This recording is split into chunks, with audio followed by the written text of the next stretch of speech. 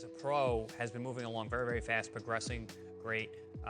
Has had some ups and downs in terms of what people think about his performances, but at the end of the day, all boxing people, everyone who understands what they're watching, understands that he is a next level talent. Welcome fight fans to my channel. This is Johnny, and in today's video we're going to be going over the statistics that nobody talks about when mentioning a potential matchup between Shakur Stevenson and El Camarón William Zepeda.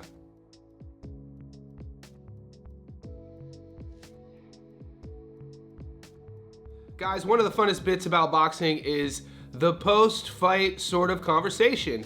We know Shakur Stevenson is coming off another title defense over Artem Harutyan last weekend in Newark, New Jersey. And we know that William Zepeda is coming off an impressive knockout victory over Gio Cabrera. Now, Zepeda is the lesser known guy internationally. His fight fans adore Zepeda. So I'm not saying he's an unknown. He's the #3 ranked fighter in the world. Shakur Stevenson is always in the news. We know about him being 7-0 in world title fights. We know about his record 22-0, 3-weight world champion Olympian. But in this video, I want to talk about the conversations that are taking place right now between Eddie Hearn and Matchroom, Oscar De La Hoya and Golden Boy, multiple conversations with trying to sign Shakur. We know Stevenson left Top Rank after his last fight against Harutyan, and a lot of these guys want to sign him. Now, the name that has been thrown to kind of lure Shakur in has been William Zepeda, and people are being really upfront about that, both Hearn and De La Hoya. So in this video, I want to talk about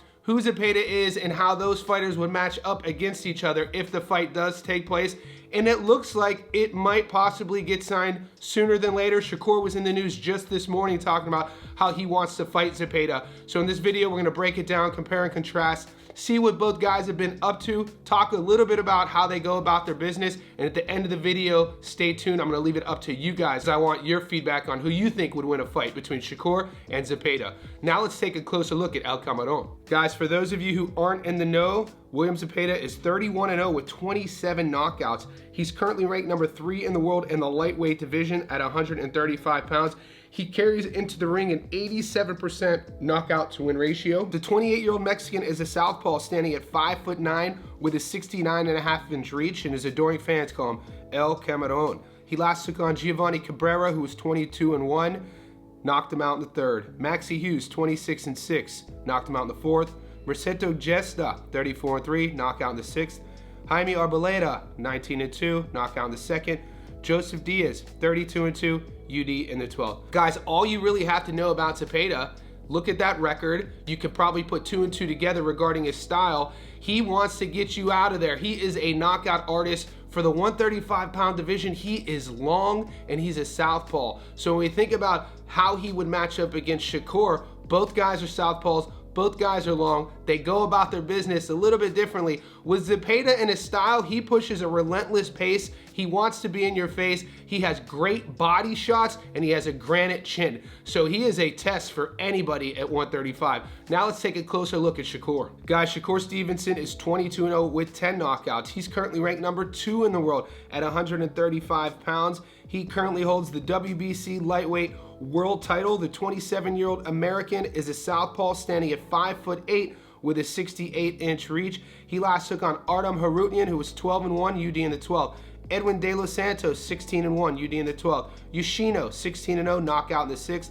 Robson Conceição, 17-1, UD in the 12th. Oscar Valdez, 30-0, UD in the 12th. Jamel Herring, 23-2, knockout in the 10th.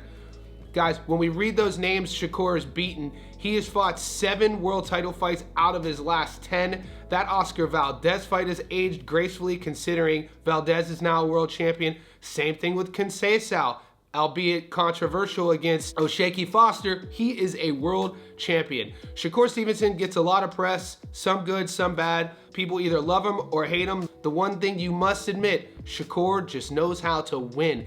We saw it again this past weekend against Harutyan. He put on a master class. His boxing is superior, his defensive acumen is world class, and he just knows what he's doing in the ring. The reason why this matchup really excites me, now this is not a prediction video. We don't do those until fights get signed and until we are in fight week. So I'm not giving you my prediction, I need your prediction. Why this fight though excites me is the contrast in styles. Both men are either in their physical prime or about to enter. They're in their late 20s.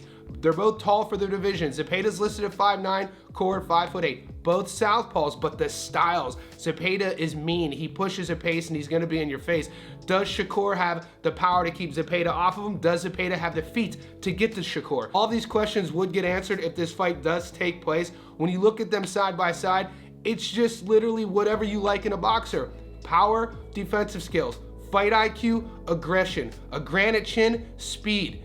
So whatever one you would like, that's usually the fighter you would go for. Now, when we think about resumes, it's not an argument. Zepeda, look at his resume. You'd be hard pressed to be able to name 5 guys that you've heard of off the top of his 10 last fights. Shakur, he's the more well-known fighter. He has the championship experience. He's always in big fights. So when you think about high pressure scenario moments, and if we're weighing resumes, you got to give the advantage to Shakur. You got to give the speed advantage to Shakur, but the power advantage has to go to Zepeda. So once again, those two cancel out. I'm going to leave it up to you guys. If we ever get to see El Cameron versus Shakur Stevenson, who wins this fight? How do they win this fight? And leave all that in the comment section below.